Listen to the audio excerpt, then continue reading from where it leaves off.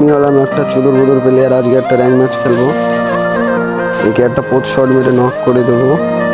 Knock করে দিয়েছি, এভাবে নক করে ফিনিশ করে সামনের দিকে গিয়ে দেখি আমার টিমমেটটাকে ওকে ফিনিশ করে দিয়েছে।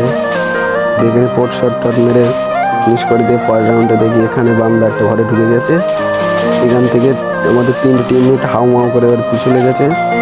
দিয়ে দেখলাম যে ও আমাদের টিমমেট একটা নক করে দিয়েছে ওকে, দিয়ে ওইতে কিলটা ফিনিশ করে সামনে দিয়ে গিয়ে দেখি ওদের 2 টিমমেট মরে গেছে, আমি একা বেঁচে আছি এখানে। আমার ওপরে মাকড়সা মেরেছে, দেখো ও মেরে রাশ করে দিচ্ছে। ও তো জানে না আমি আমার কাছে হক থাকলে হক শট মারি শুধু।